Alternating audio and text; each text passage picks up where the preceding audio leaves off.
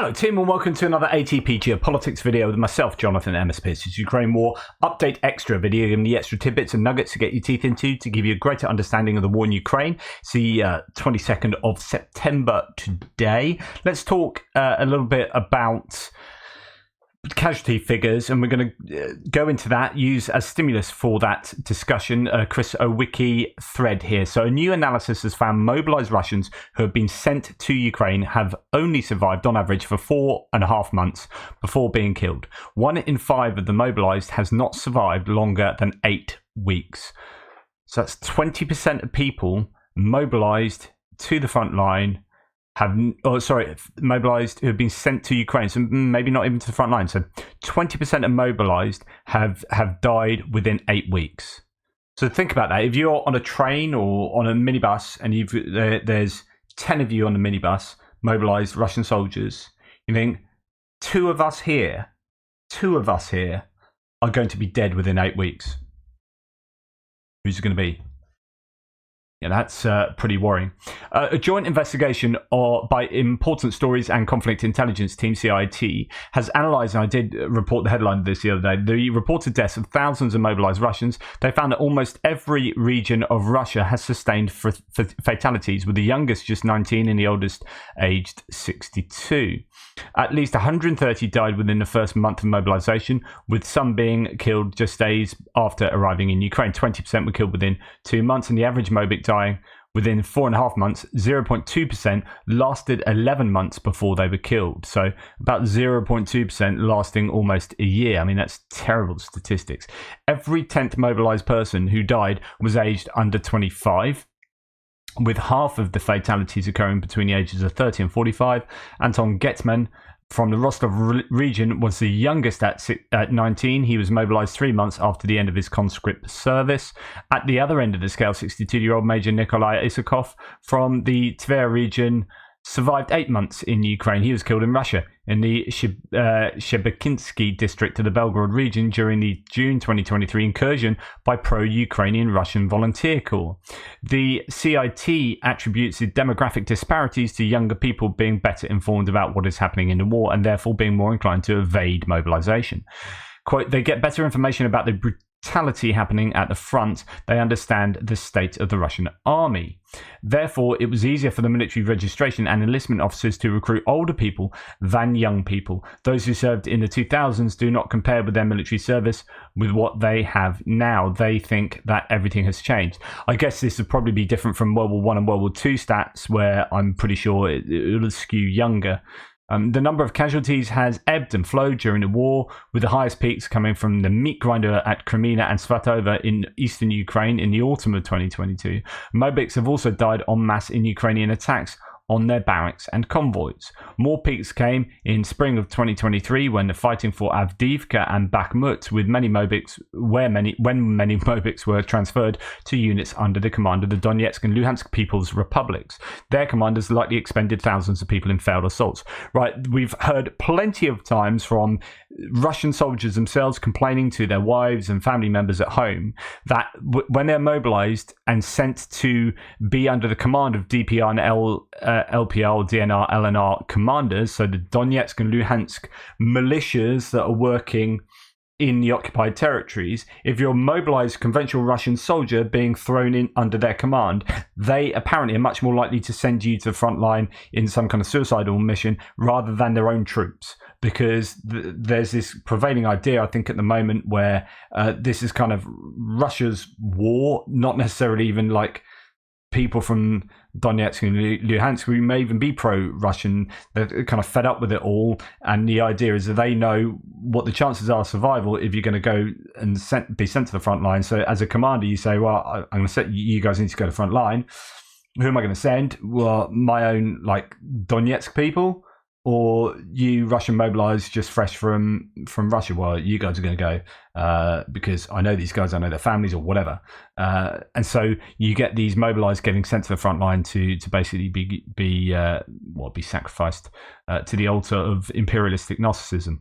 Anyway, so going back to where I was, CIT says that the surviving Mobics prospects are bleak. quote, "This whole year, since the beginning of the announcement of mobilization, shows that little has changed for the mobilized. The way they have been used in the hottest spots is still the way they are being used. Poor attitude of commanders, an unreconstructed combat system, no artillery support, the systematic problems with the mobilized have remained in place. Those who have been through the fighting and survived have become more experienced, accumulated fatigue is growing. In the beginning, they were told, you will serve for 6 months and go home. No one will send you to the front line. And they thought, now we will go quickly, get medals, money, and come back. Now many mobilized people complain that they have been serving for 11 months and have never been home. Once mobilization starts, they can no longer refuse to participate in the war with impunity, and we see a growing level of criminal prosecution for leaving a unit without permission. Why don't they send them on leave? Commanders are afraid that if they send 100 men on leave, only half will come back. Some regions, such as Buryatia, end quote. And by the way, the government has just changed, so the Kremlin has just changed the rules such that if you are mobilized, you are in it until the end of the war. There is no kind of 6 months or a year, or you can come out for a whole period of time or whatever.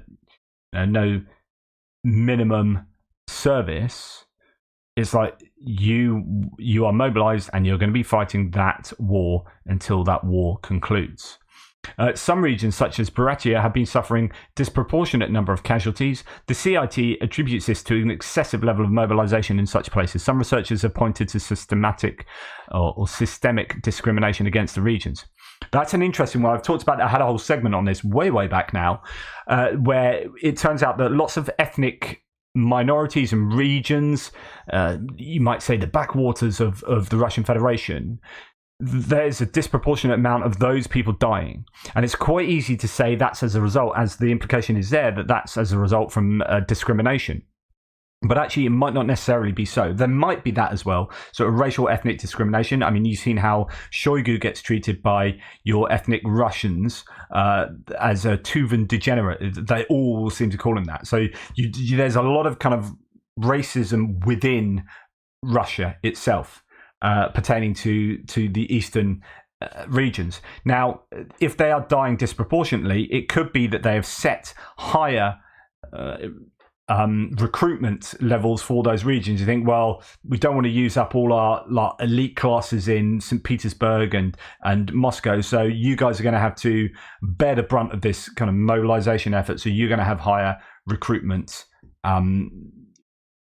targets than elsewhere. So I don't know, that could be happening. There could be some overt discrimination going on. But actually, as some analysts have pointed out, it's more likely that for those people living in some of these more, the inequality within Russia is quite big. So if you're living in some of these towns and regions and cities to the east, then your prospects for, social mobility are really, really hamstrung. Therefore, you're looking at your kind of life chances, you're thinking, what's the best way out of here? And actually volunteering to go into the army is a really, potentially an excellent way of getting money and getting kind of some kind of social mobility. Whereas people in, as I say, St. Petersburg, Moscow, they've got much more opportunity, higher aspirations, and joining the army is just not on the radar. And volunteering yourself to go to the front line in a war that you probably don't agree with because you've got a better grasp on what's going on geopolitically, maybe, means that you're less likely to put yourself forward. So you might have a selection bias, if you like, where not every region is recruiting, with a level playing field, but also many of these regions are volunteering at different rates as well. And so that then transforms into, oh, look, loads of people from Buryatia died. Loads more people from Buryatia died than Moscow. There's systemic racism? Well, actually, it might be linked, interestingly, to systemic discrimination, just in a way that domestic politics has been going for decades and decades and 100 years, right? Is that, well, we've got a whole bunch of money, says the Kremlin. Where are we going to invest all this money? St. Petersburg, Moscow, rather than, back over east or Baratia and places like this. So they get less funding due to discrimination and racism, systematized racism. But so then that eventually, the knock-on effects of that is that these people see that joining the army is their only chance for social mobility. But that choice there is the fact that there are more dying isn't necessarily prima facie a result of systemic discrimination. It's complicated, right? Okay, so let's look at sort of death numbers. First thing to say, obviously, is that these are numbers, but these are human beings, and these human beings have families, and not everyone wanted to be there, not everyone agreed with being there, and even if they did agree with being in there, is that because they are victims of the disinformation and manipulation of the Kremlin, so on and so forth. So all of those caveats, of course, apply. So back in June the 16th, the BBC came up with another update. I don't know if there's been one since June the 16th, but they, together with Mediazona, do an analysis of social media posts of deaths, and they've got a high threshold for linking them to the war. So they have to be. You can't just be someone who is at war and they've died.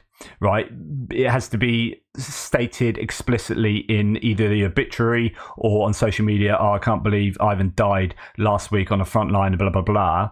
And then you're like, okay, we know that he died on the front line because that's been explicitly mentioned. If there's not that connection there, then they don't include them. So this is your benchmark minimum. This is like Oryx doing with mechanized equipment. That kind of benchmark minimum, there's going to be more than that. These are the ones we've seen. Well, these are the ones we've seen on social media. There's going to be other people that don't appear on social media. There's going to be people who do appear on social media but are not linked explicitly enough to count them, etc., etc.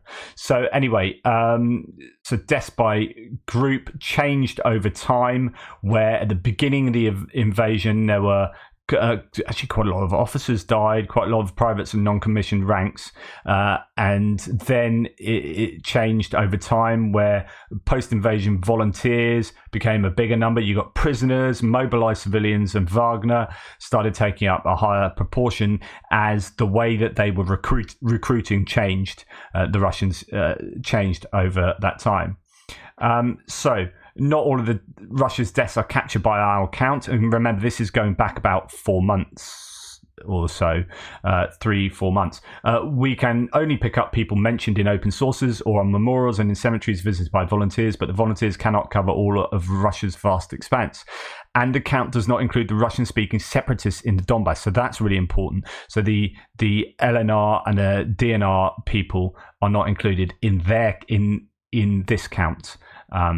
So there you go. Russian government said 6,000. The BBC said 25,000. And then in February, UK intelligence services estimated between 40 and 60,000 troops have been killed by the Russians. That was back in February. And now think that the Ukrainian General Staff are saying like 270-something thousand at the moment. Is that at all realistic? Well, February, 40 to 60,000. That was good, probably half of what the General Staff was saying at that time. Ukrainian MOD estimates are more than 200,000. So this is obviously back in June. That's changed since then.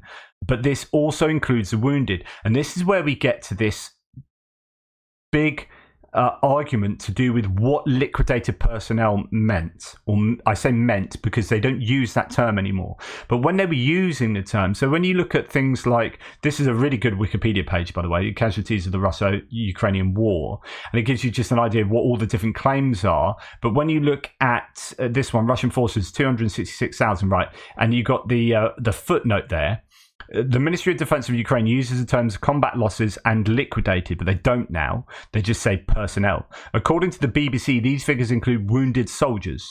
Right, and there are three footnotes for that, three references for that, while others interpret the figures to be referring to only those killed. And most people seem to think they're only those killed, but there are some sources, like the BBC, that claim that includes wounded. So the 280,000, let's say it's that is quoted every morning by myself, by the General Staff, as I report the General Staff figures, the BBC think that is dead and wounded. As I said, but this all includes the wounded. All these figures dwarf the Russian claim of about 6,000. Of course, this is, as I keep saying, this goes back sort of 3 months or so it's going to be more than that now. Right. And we go onto the Wikipedia page that gives you a really a fairly detailed look, I guess, at what all the different claims are and sort of when they're made. So we have casualties for the Ukrainian forces, for the Russian forces. I just want to look at the Russian forces at the moment because that's what we deal with at most days. So a BBC News Russian estimate, what we've just kind of been looking at now into June 2023, says 80,000 killed and 243,000 wounded. So that's 300,000 casualties in total. And again, I would assume that 80,000 is your benchmark minimum.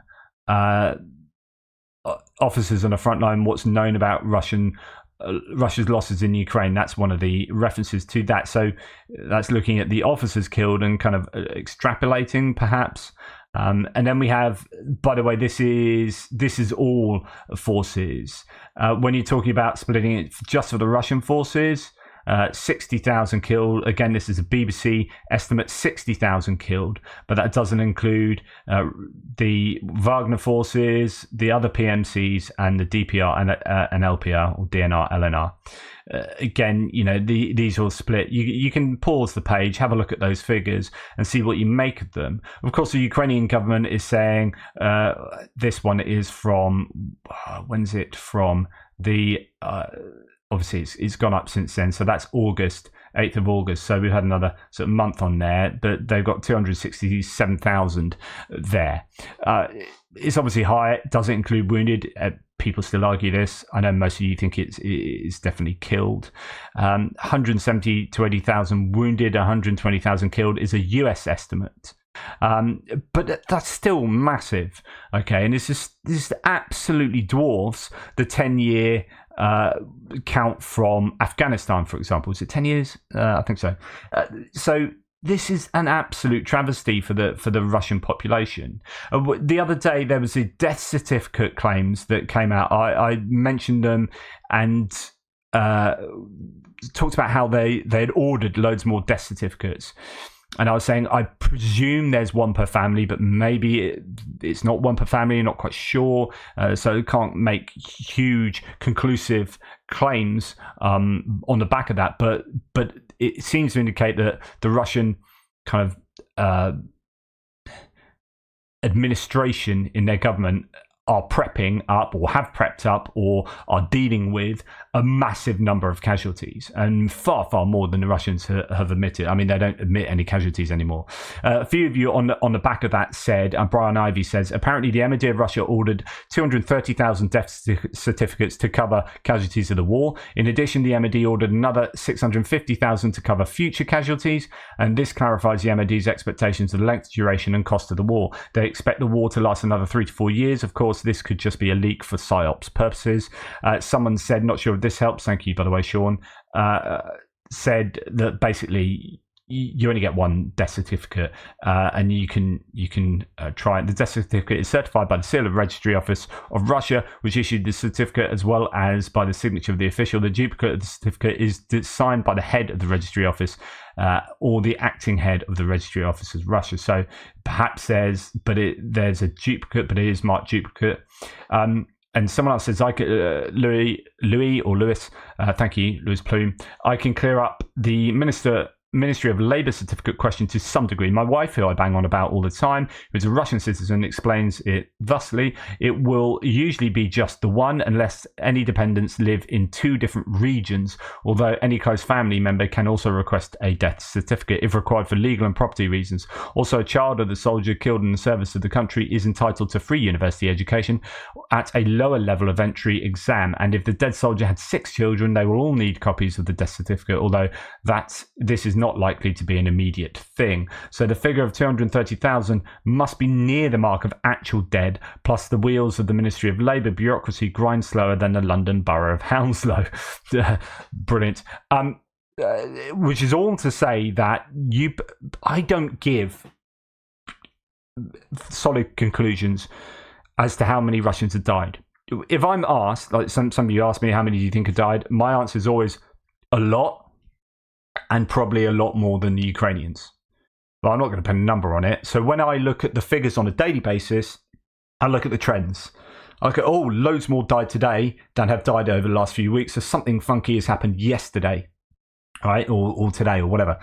And the same with equipment. Yeah, okay. The total might be 6,410, and the daily total might be an extra 23, widgets.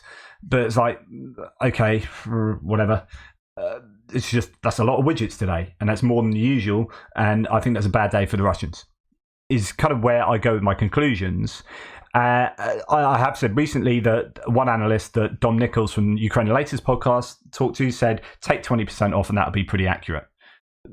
I have no idea the provenance of that. He wouldn't give his source. Dom Nichols wouldn't give his source, but yeah, I don't know either the provenance or the methodology going on there. So I can't talk to whether that is in itself accurate. But nonetheless, that is a claim that's out there. And then you got someone like David D here, who is one of my sources sometimes, but I take much of what he says with a pinch of salt. I think he's got military experience, but I think he's very pro-Ukraine and very much on a positive side of interpreting data. But however, here's what he says, make of it what you will. As more and more data comes out from Russia, the numbers I have been putting out, Russian losses, are proven to be more and more to be about right. Nearly 300,000 dead overall, so basically what the Ukrainian General Staff are saying. If you take that as being dead, combat training, died in hospital after, and that's an interesting thing as well, because those General Staff figures probably won't include those who have died in hospital afterwards, those who have died in training incidents or behind the lines. They're looking at totting up figures from strikes that they do and from drone footage and making these guesstimates, putting it all together and then releasing those figures. So yeah, that is an important point. Nearly 300,000 dead overall, combat training, died in hospital after, and 600 to 700 wounded, so 1,000 wounded in Ukraine, for over 1 million overall losses. So that's a huge number, right? Some of you would agree with that. I've seen some of you say those sort of figures before, and some of you won't agree with that. Let's have a discussion. Let's see if we can have a really nice, respectful discussion about what the rationale is for believing X over Y or Y over X, down in the threads below. So he continues, Russian Channel 1 reported that they found over 270,000 social media posts of Russian killed in action. I'm not sure I've seen that stat. Russian version of the VA stated that they had paid out enough money for 250,000 last year. So that's interesting. Russia has just ordered over 250,000 more death certificates, which I've just mentioned. And the Wagner leader stated, and I reported this, Prigozhin, that Ukraine numbers for KIA were right prior to his death. Dagestan is saying that they have few military men left, so this goes back to the inequality and the possibly the. I mean, not necessarily in itself talk about disproportionate people dying in Dagestan, but nonetheless, Dagestan is saying that they've got few military men left, according to him. Vets coming back are reporting that many known dead are being listed as missing in action and not killed in action, and we've heard this many times, and this is a consequence of the Russian regions not wanting to pay, or the Russian MOD not wanting to pay compensation for dead. So they list them as missing, so they don't have to pay up. The math does not add up. Number of drafted, joined, etc., versus number of troops in Ukraine. I mean, this is a good point too. That if there's the mobilization of another 300,000 last year, and then sort of crypto mobilization continually happening, and conscription happening on an annual basis. If there's all these people going into Ukraine, like, where are they going? What's happened to them all? Why do you still need more?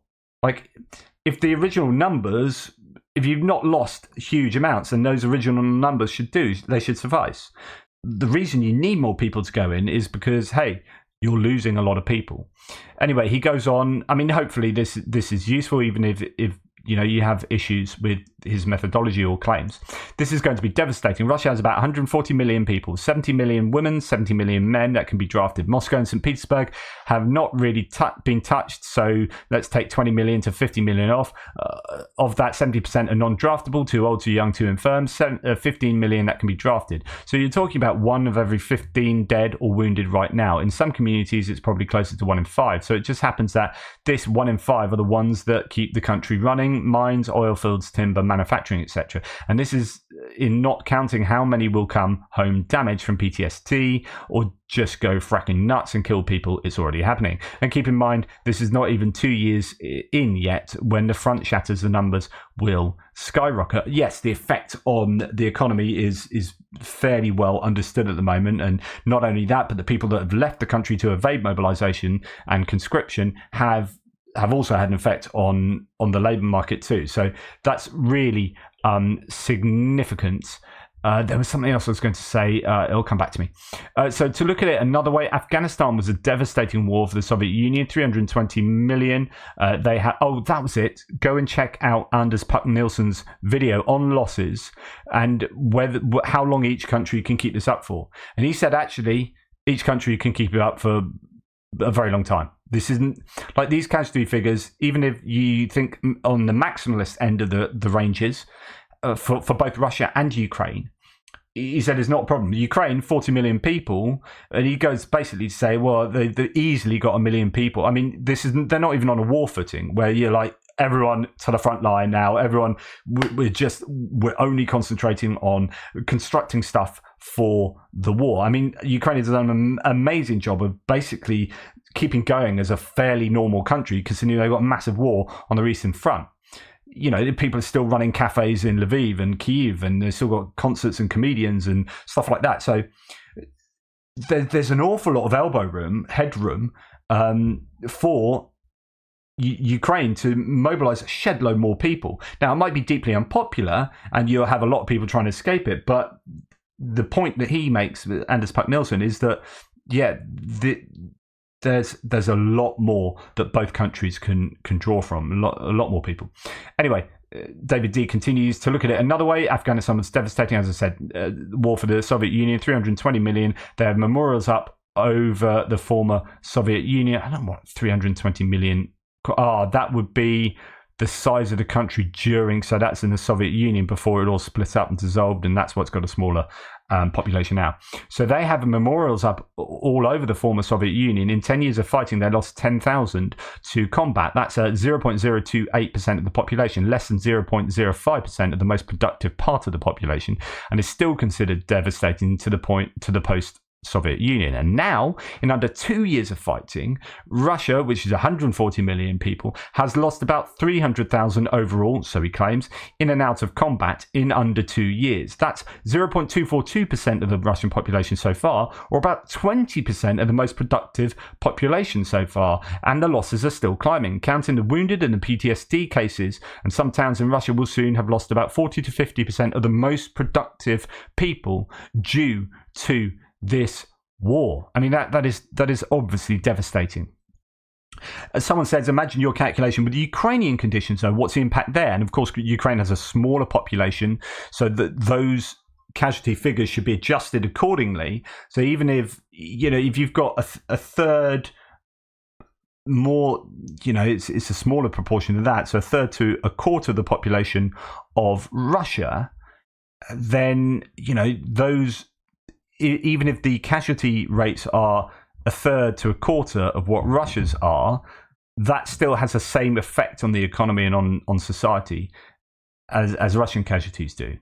So he says Ukraine losses are not nearly as high, but they don't need to be, of course, to be as problematic. They only need to be a third or a quarter, given the population, sizes. There are not Russian brigades into the line to die. Western vehicles are saving lives, but yes, there are losses. But unlike Russia, Ukraine lets women fight. They're fighting on the home guard and with better gear. I mean, this is true and interesting. I know I talked about women fighting before. I wanted to do a segment on that, and I said basically Second World War they didn't really fight. Of course, lots of you were part in when they had women on front lines. On the Eastern Front, Russia particularly did. I mean, they would throw pretty much anyone. Talk about meat grinder in Bakhmut, Eastern Front. So yes, agreed, and there are instances, but just as a general kind of thing, we've moved on in society whereby it's more acceptable to have women fighting on the front lines, and actually, in terms of the effect, therefore, on the population, it's not as skewed if you allow women to fight as well, in the way that David D has just set out, and I think that's where he's going with that. But unlike Russia, Ukraine lets women fight. They are fighting on the home guard with better gear. Most importantly, after the war, they will get hundreds of billions to rebuild from the world. It means millions of productive people will come to Ukraine to settle. Prior to the war, over 1 million people had moved to Ukraine from around the world. This will continue big time after the war. You can't say that about Russia. That's an interesting thing. I hadn't actually thought about that before. Like, post-war, Ukraine will be, I know they're going to be big on IT and attracting, they already were pretty big on that, so that will continue. There'll be probably lots of defense, industrial, military complex, manufacturing jobs going in Ukraine as a result of this. I mean, Rheinmetall, BAE Systems, they want to set up in Ukraine, and there will be reconstruction projects going on, and they also want to kind of invest in a green future, stuff like that's been touted as well. So there could be a case of, I mean, that's what they're going to want to do. If I was Ukraine, I'd be like, right, we need to think to the future, what the future sectors, and just say we're going to be really big on that sector and invest, just go crazy investment on that to attract people in. I mean, I know some of you get annoyed when I talk about stuff like this because, I don't know, you love fossil fuels or something. But like when Obama was in charge of the US and he said, we want to make the US a center for green technology, and loads of people poo-pooed him. But forget the environmental arguments. Like, just look to the future. Like, what's the future going to be? Okay, well, let's invest in that because we need to be world leaders. And what happened is China became much more prevalent in, say, photovoltaic cell manufacturing than the US. And, you've got Denmark and the UK with like wind turbines and whatnot. So, that unfortunately too many people poo-pooed Obama. There's lobbying going on, but that's really unfortunate because actually strategically that's what you want to do, and that's the kind of thing that Ukraine can do. I'm not saying necessarily in that particular sector, but in any kind of sector, just pick one and go, right, we're going to invest in that and attract, because we want to be the world leaders. Funnily enough, you do that in education in the UK. I remember when I was working at school and I was like, right, we want to be the local leaders in this, and so that's what you do. You say, right, let's invest in all this kind of area. Like, we want to be the best education establishment around here for IT, and attract people to want to send, pupils to that school because, hey, it's really good for this or it's really good for that. And you get different schools doing that, just saying, right, what's a niche in the market? We don't want to do what they're doing. We want to do right, we're going to specialize in this. It's just strategic planning, right? It's pretty obvious. And that's what Ukraine should do. But anyway. Right, Chris Owicki then put this out yesterday, which I thought it's not particularly to do. I mean, it's tangentially to do with the Ukraine war, as he says here. So he says this has implications for a lot of things, and particularly indicates far-right opposition to aiding Ukraine. Their argument is that money spent on Ukraine is money denied on a supposedly more deserving cause at home, a classic zero-sum argument. What is zero-sum thinking? So zero-sum thinking is like, if there are only 10 biscuits, right? Random. There's only 10 biscuits here, and if I take 2 biscuits away from the 10 biscuits, that means there's 2 fewer biscuits for you. And if you take biscuits away from that, there's less for me. I can't get as many. And so any gain for me is a loss for you. And that is zero-sum thinking. So the sum, of +2 for me is -2 for you is 0. The sum of that is 0.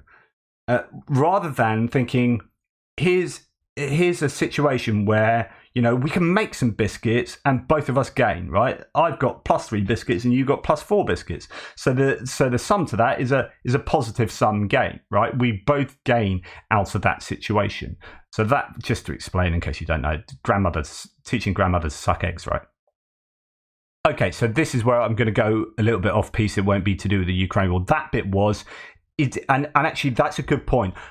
He's exactly right. So a lot of people who think about Ukraine war aid think in terms of zero-sum game. So they think you are giving $100 million worth of kit today, and that is $100 million that my local hospitals are not getting. And of course, we talk about how the $100 million for a start is not an accurate evaluation of the kit. That this is kit that's sitting around maybe in a warehouse. I know it's not the case all the time, but it's also generating stimulus for tax income, but for manufacturing, your own manufacturing industry. There was talk, who was it? Jake Bro was saying that the number of HIMARS that were given to Ukraine by the US has now, like the amount of being ordered on the back of that, of easily paid for HIMARS type thing, was what he was saying.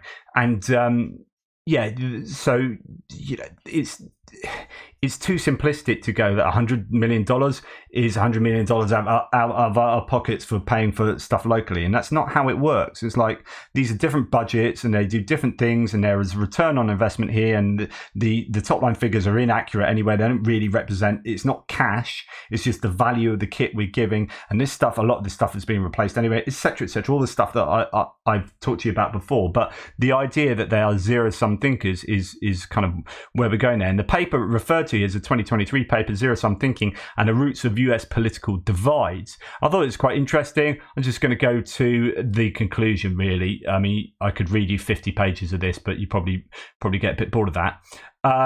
So our findings highlight the role played by differences in perceptions about the basic nature of human interactions. They suggest that one's view on a wide range of social, political and economic issues may be strongly influenced by the extent to which one perceives the gains in society as coming at the expense of others, i.e. zero-sum thinking.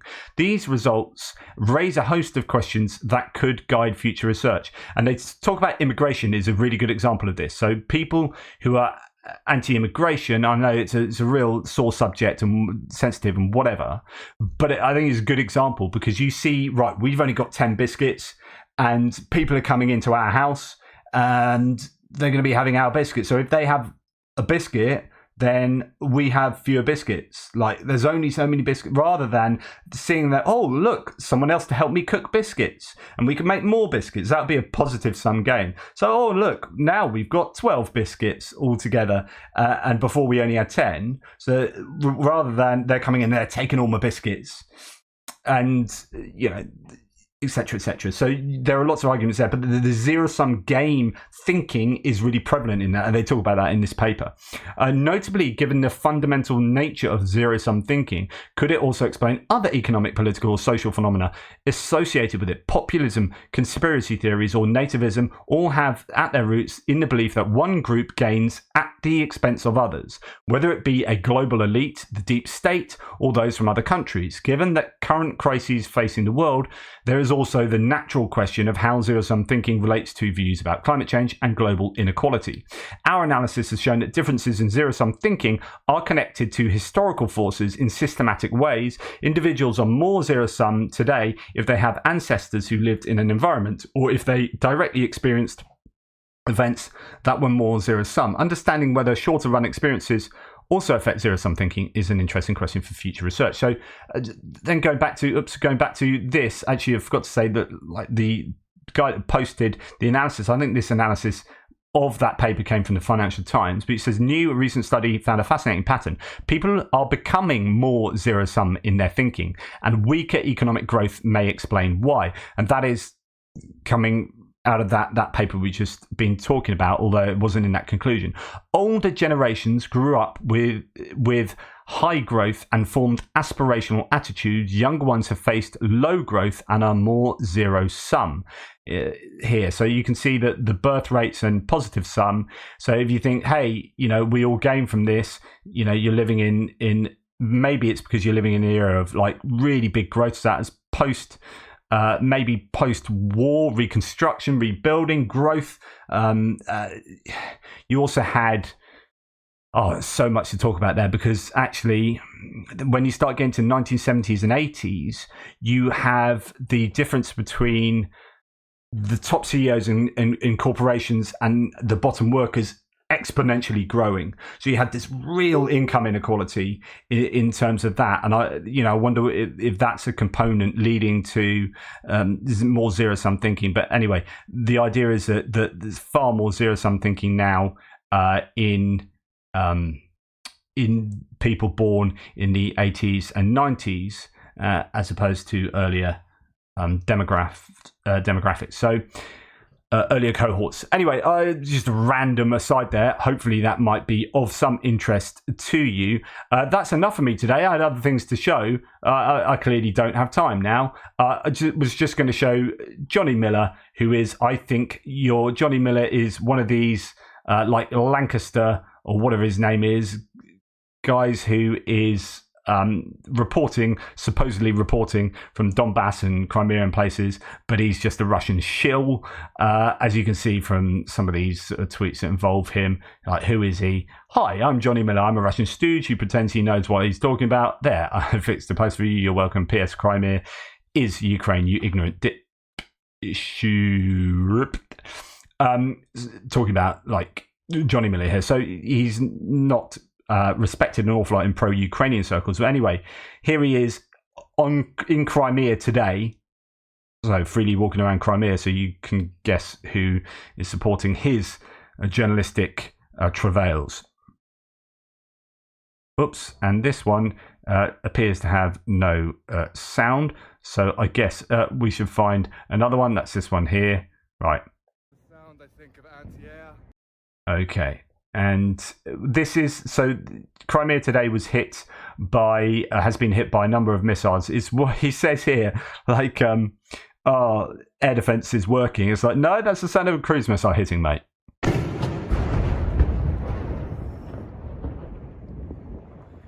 That is the sound, I think, of anti-air.